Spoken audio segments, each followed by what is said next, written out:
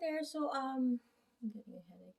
Sorry about that. I'm just sitting out here. I'm just gonna try to finish this last portion of the upper limb, origin and insertion, and also the muscle innervations. Okay.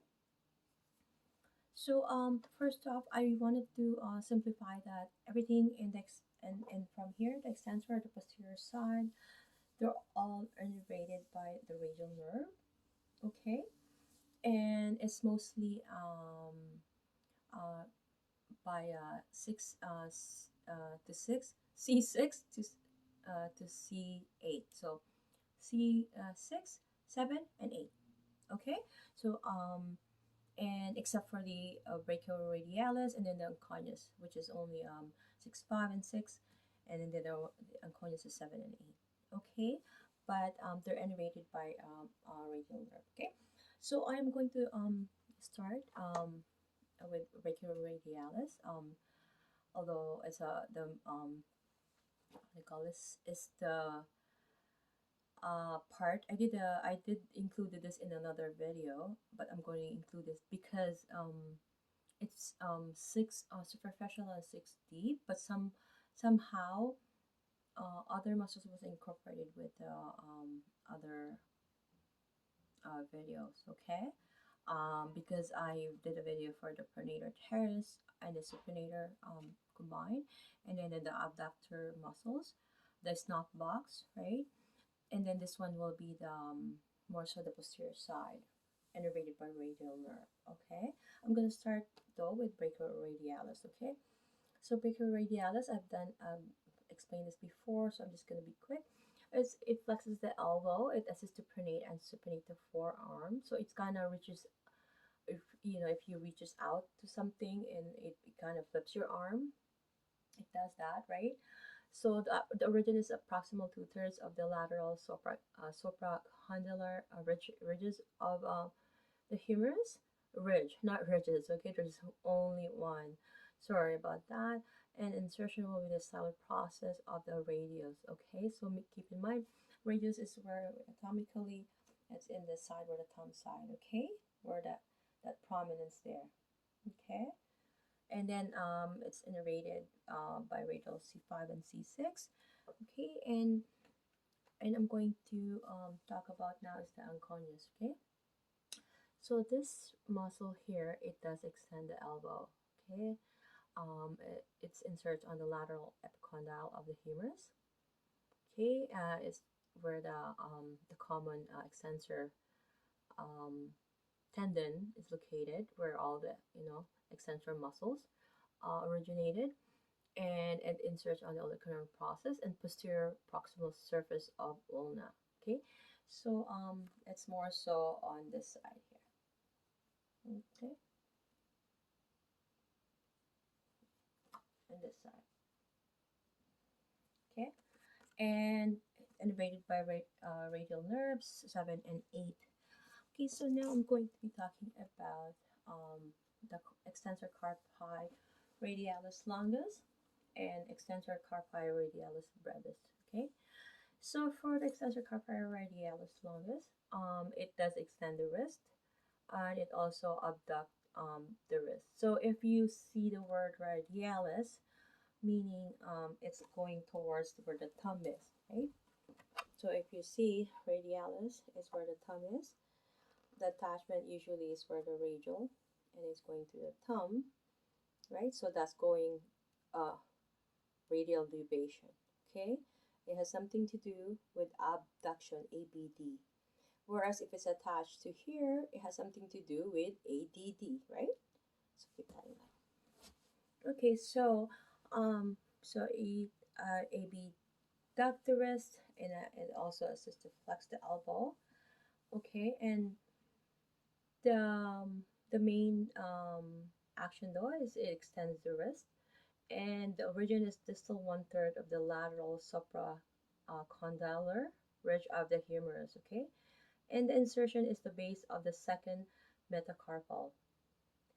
And I've said the innervation, it's radial 6, 5, 6, 7, 8 from radial C5, 6, and 7 and 8. So I have to we really slow in that and mentioning it. So 6 5, 6 7, 6 8, and also C6. So that's where the um, insertion would be. Okay. So the next one will be the extensor carpi brevis. Okay, so it does extend the wrist. Um, it abducts the wrist. Sorry, and it assists to flex the elbow. And the origin is at the common extensor tendon, just like the other ones prior to this, and the base of the third metacarpal is the insertion of the um, of the extensor carpi radialis brevis. Okay, so the innervation is radial C6, 7, and 8. Okay, so I'm just gonna show where's the third um, um, sorry about that, third metacarpal. Okay, so it's gonna be there. Then and then I'm going to be talking about extensor digitorum. Okay, so extension digitorum, its origin is from the common extensor tendon, like the other ones, right? From the lateral epicondyle of the humerus. Keep in mind, right? It's here. It's here. Okay, mine is swollen. And then it does insert into the bases of middle and distal phalanges of second through fifth fingers, right? Okay, you see here. And radial innervation is C6, 7, and 8. Okay, and then extensor carpi ulnaris. Okay, so it extends the wrist, and this time it adducts the wrist. Like I said before, it does the ulnar deviation. It does this, going towards the midline. It's going to adduct, right? Doing ulnar deviation. And the origin is at the common extensor tendon, like the other ones. And this one is the base of the fifth metacarpal. Okay, so it's going to be here in the base, okay? Oh, it's on the other side. Okay, it's here. Okay, so that's the, and if you can't locate it, sometimes you can flex it, right? And then you can see where it is. And it's innervated by the radial nerve C6, C7, and C8. Okay, so extensor pollicis longus, it does extend the thumb. Remember when I said extension will be that, it's like a gun shape. Whereas this is, okay, extension, flexion, extension, flexion, right? Whereas if ABD, abduction, is that.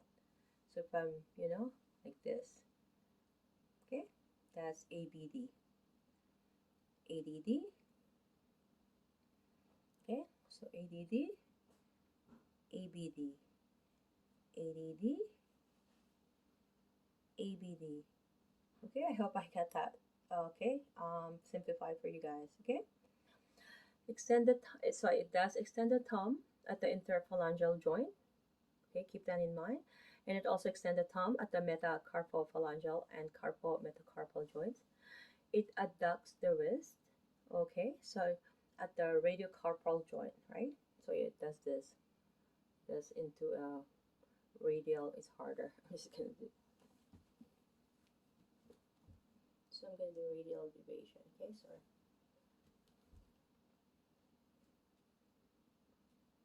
I should be doing the video far as opposed to close, right? Okay, so yeah, radial deviated. So it's like that. Okay. Oh gosh. So okay. Okay. So posterior surface of ulna and interosseous osseous membrane is the origin, and the insertion is the base of the distal phalanx of the thumb. Okay, innervated by radial nerve C6, C7, and C8. And I'll do this one first. Extensor pollicis brevis. Okay, so it does extend the thumb at the metacarpophalangeal and carpometacarpal joints. It it does abduct the wrist into radiocarpal joint. It going ABD, going lateral deviation, or it's also called radial deviation. And the origin of these muscles at the posterior surface of radius and interosseous membrane. Sorry again. And insertion is at the base of the proximal phalanx of the thumb.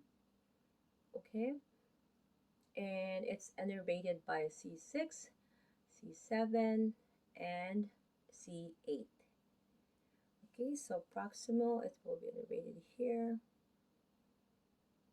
Okay, I hope it's not, yeah, I think it's last but not the least, extensor indicis, right? And some part, I guess it was in the pronator and supinator section, and then the abductor uh, pollicis brevis and longus video. Okay, so this time it will be the last video for this, for the extensor of the forearm. Okay, so extensor indicis, right?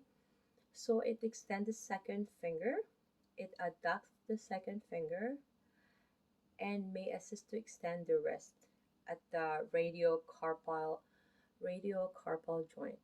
Okay, posterior. The origin is the posterior surface of distal shaft of ulna, and in the interosseous membrane. And then the insertion is at the tendon of the extensor digitorum at the level of the second metacarpal. So it's something to do with our index finger, right? You know, um, keep in mind that we have to do learn how to know the positioning, and then the mechanics of how the agonist and antagonist muscle work together, right, in hand, and all these muscles also that may assist. And this main action of this is to extend the second finger, right? And the second action will be to adduct the second finger, so it does extend, because we're keep in mind we're always going to be in a flex position, right? So this one will extend it. That's the main action, right? And adduct the second finger, so it does this. It adducts to the midline, ADD, and then it may assist to extend the wrist. So it has that because it's strong, right? It's a long, extensor indicis. Okay, so keep that in mind. Okay, and it's attached to the um, second, right, the level of the second metacarpal. Oh, sorry.